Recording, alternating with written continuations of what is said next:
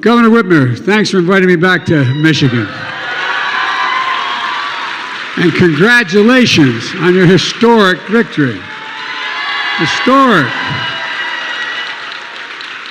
You stood for jobs, you stood for dignity, you stood for the American worker, you stood up for women's fundamental rights. You insisted on democratic values, and we're seeing here today business leaders at home and abroad recognize the importance of your leadership. And it's not a small item, it's a significant item. And Senator Debbie Stabenow and Gary Peters, both close friends, had to be in Washington today, but I want to say thanks to them because we wouldn't have got half the stuff we passed. And they're true leaders in the Senate and tireless fighters for the state of Michigan. Representative Dan Kildee, we rode up together. He's one of the most effective members of the United States Congress and a good friend. No, he really is. And thanks for your partnership over the past couple of years, pal. I really mean it, and you're doing a lot to revitalize American manufacturing in Michigan and across the country. And Representative Slotkin came up on the plane with me. Is she here today? There you are. I love her. I'm very careful with her because she's former CIA, and I'm really worried. Good to see you.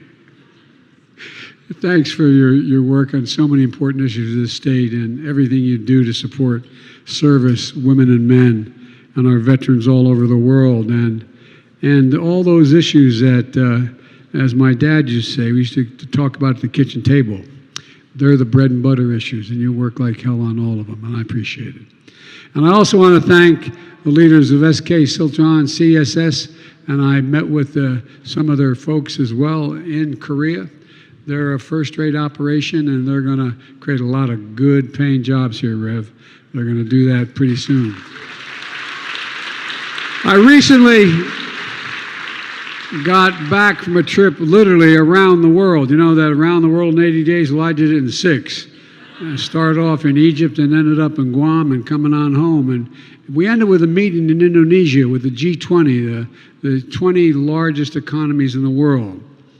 And it was clear in those meetings, and I mean this sincerely, that the rest of the world views the United States as better positioned than any other nation, any other major nation in the world, to lead the world economy in the 21st century. And that's not a joke. Here we have a strong sense of what all the leaders in the world look to us about. They see resilience in the American economy. And we're seeing that here at home as well with investments like we're going to talk about today. Together, with the help of your elected leaders here today, we had an extraordinary 2 years of progress. We passed the American Rescue Plan. Now, everybody knows it, but we did so much, no one knows the effects of it yet. They're just coming into play. What that little plan did with the billions of dollars we spent is it kept tens of thousands of cops, firefighters, teachers, first responders on the job in 50 states because they lost income because of the significant reduction in employment in those states. They provided them the money to be able to keep everyone employed. We fully vaccinated. When I came to office, there were 2 million people vaccinated. We vaccinated 220 million people, saving thousands of lives. And we're building our infrastructure. And Governor, we're fixing the damn road. When I came and campaigned for the first time she ran for governor, she ran on the platform, fix the damn roads. It was stuck in my mind. I kept my promise. We're going to fix your damn roads in a big way to the tune of billions of dollars, bridges and airports as well. And we're low on prescription drug costs. Anybody, a senior citizen on Medicare, the fact is that it won't take effect till January 1st, but from that point on, you pay $35 for your insulin, not $400 a month for your insulin. And we're strengthening American manufacturing. We've created more jobs in the first 2 years of any presidency, 735,000 manufacturing jobs. Manufacturing jobs. And we're still counting. And Michigan will once again become the manufacturing hub of the nation. And that's not a joke. Because when I got to the United States Senate as a 29-year-old kid, I had to wait a couple days to be sworn in. But when I got there, this was one of the epicenters of manufacturing. And we're addressing the climate crisis as well. The climate plan we just passed is going to reduce emissions by 1 billion metric tons by 2030. And because of our policies, gas prices are coming down. And what's most exciting about it, people are starting to feel a sense of optimism and the impact of these legislative achievements in their own lives. It's going to accelerate in the months ahead, and so many things you're going to find out what we've already done that we haven't been able to actually implement yet. We're in the process of doing it. And it's part of a broader story about the economy we were building that works for everybody. You know, one that grows from the bottom up and the middle out, not from the top down. When it grows from the bottom up and the middle out, the wealthy do very well. They don't get hurt at all. But working poor folks get a shot, a ladder up, and middle-class folks get a shot, as my dad would say, just have a little breathing room, And that positions America to win the economic competition of the 21st century. My dad used to have an expression, and I mean it sincerely. Matter of fact, it was quoted to me today by one of the congressmen. He used to say, Joey, a job is about a lot more than a paycheck. It's about your dignity. It's about your place in your community.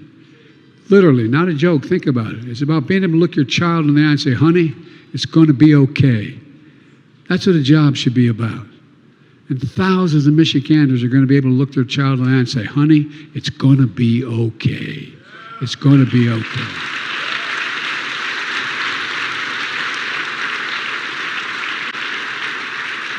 Back in July, when the chairman of SK, who's here today, came to the White House, we talked about a $50 billion investment SK is making in the United States.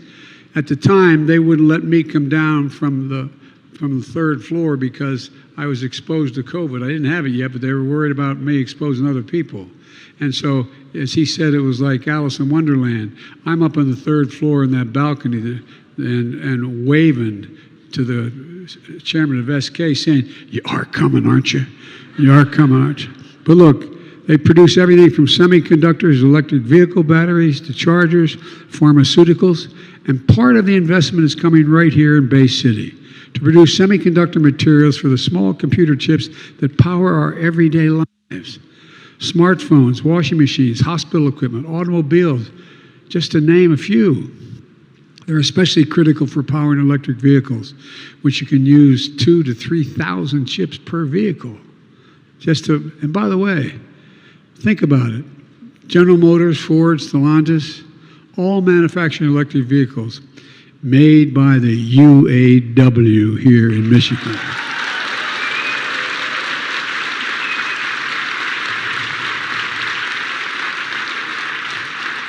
And by the way, if you can hold for a second, the person introduced me.